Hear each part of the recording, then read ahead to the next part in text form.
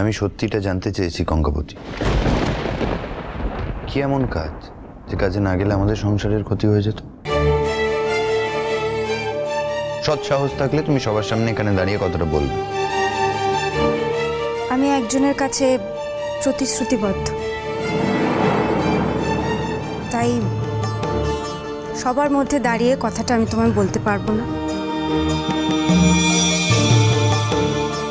তুমি যদি একা শুনতে চাও তাহলে তোমাকে আলাদা করে আমি বলতে পারি। আর মামুনি, সবার মধ্যে কথাটা বললাম, এর মধ্যে কিন্তু তুমি নেই। তুমি যদি জানতে চাও আমি তোমাকেও কিন্তু আলাদা করে বলতে পারি মামুনি। তোমার যদি মনে হয় তাহলে তুমি বলো মাগো। হ্যাঁ, আমি জেরা করে তোমার থেকে জানতে চাইবো না, সেই রুচিও আমার নেই, সেই ইচ্ছেও আমার নেই। তুমি যখন নিজে মুখে একবার কয়েছো যে এই সংসারের কল্যাণের জন্য তুমি কোনো কাজ করতে গিয়েছিলে, আমি মনে প্রাণে মা সেটাই বিশ্বাস করি। যে কথাটা তুমি সবার সামনে আমায় বললে না, সে কথাটা কোনোদিন আমায় বলতে এসো না। আমি শুনতে চাই না। এই কথাটা দায়িত্ব নিয়ে বললে তো পরে আফসোস করবে না তো? ও আবার আফসোস বলছো? এত বড় বড় কথা বলছো। আমি বললাম তো আমি এই কথাটা শুনতে চাই না। সবার সামনে বলতে পারবে না এমন কথা আমি শুনতে চাই না। তার কারণ এটা আমাদের দাম্পত্য জীবনের কথা নয়। এটা তো এই সংসার রিলেটেড কথা। তাহলে এই বাড়ির সবার জানা উচিত, তাই না?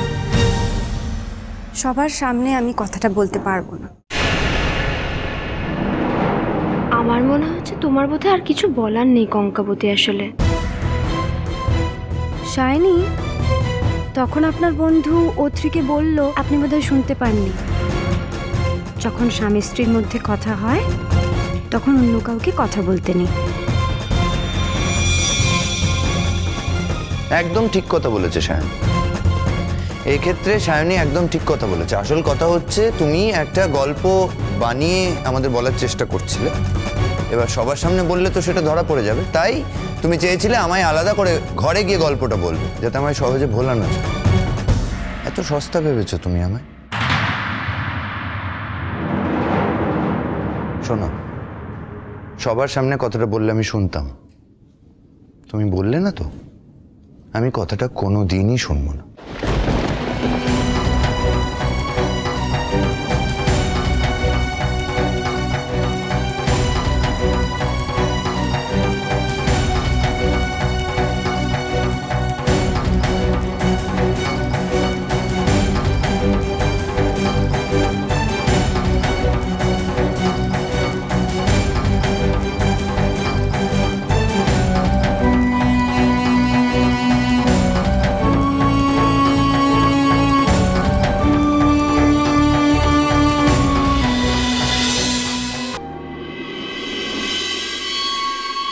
শোনো দেবরাজ, অনেকদিন পরে এবারে আবার তোমাকে আমার প্রয়োজন হলো।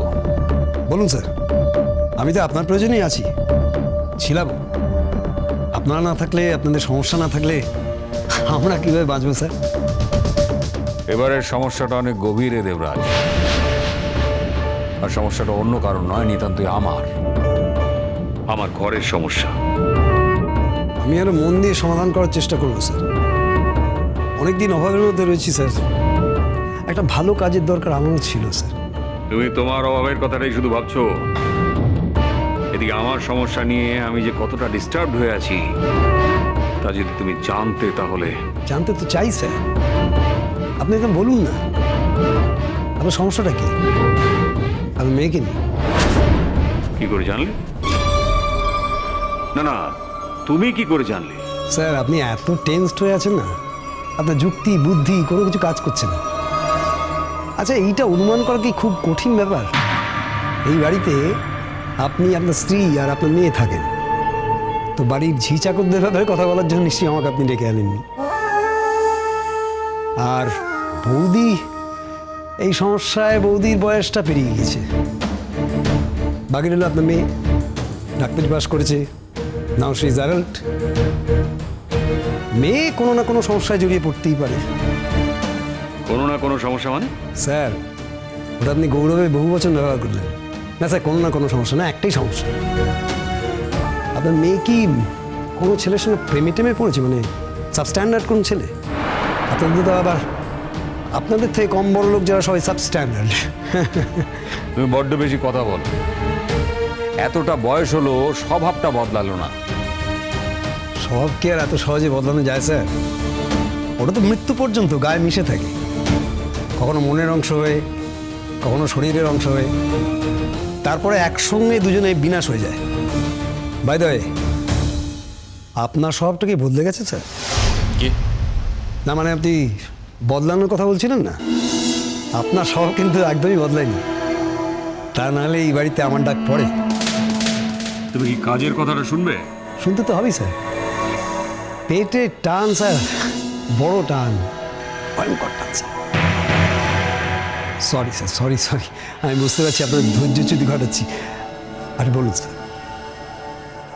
আমার মেয়ে একটা 420 ছেলের সঙ্গে প্রেম করছে। এদিকে ইন্ডাস্ট্রিয়ালিস্ট মিস্টার A.K. কাপুরের ছেলে অভিষেক কাপুরের সঙ্গে আমি তার বিয়ে ঠিক করেছি। আসলে কেন? আসার মতো কি বলেছি আমি তোমায়? না স্যার, আমি জানি আপনি পয়সাটাকে জীবনে সবার ওপরে রাখেন, তাই দেখছিলাম। এই ব্যাপারে আপনি জাতপাত একদম মানেন না, আপনি খুব উদারপন্থী। বাজে কথা ছেড়ে কাজের কথা শোনো দেবরাজ, আমার সময়ের দাম আছে। জানি স্যার, আপনাদের মতো মানুষদের প্রত্যেকটা মিনিটই পয়সা দিয়ে কেনা। বলুন স্যার, কি করতে হবে? আমি কি ছেলেটাকে হাফিস করে দেবো?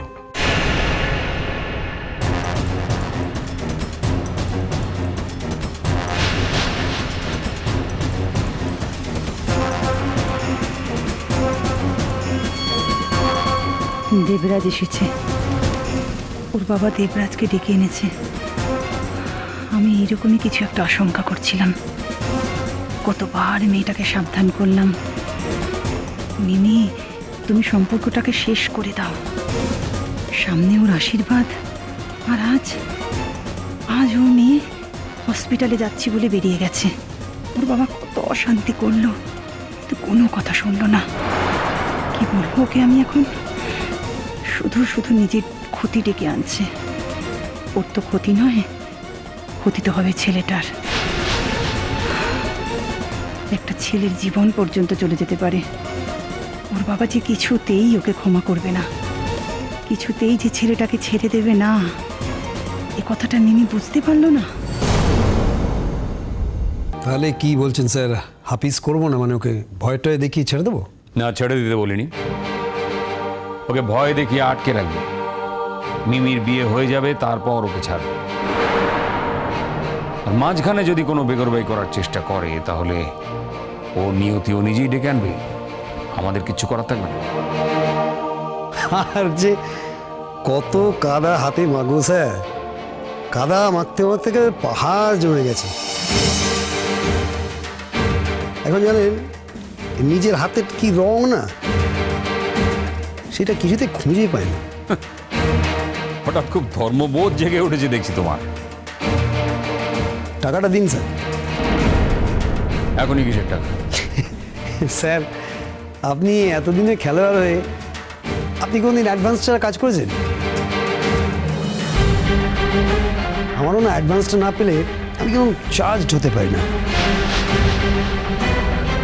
আর বুঝতেই পারছেন এই ক্ষেত্রে টাকাটা অনেক বেশি লাগবে। যত টাকা লাগে কোনো চিন্তা নেই, যা চাও পাবে। শুধু আমাকে অ্যাসিওর করতে হবে যে আমার মেয়ের সর্বনাশ কোনোভাবেই ঘটবে না। আমার মেয়ের সঙ্গে অভিষেকেরই বিয়ে হবে। রাইট স্যার, আমি আপনার এখানে দাঁড়িয়ে কথা দিচ্ছি স্যার।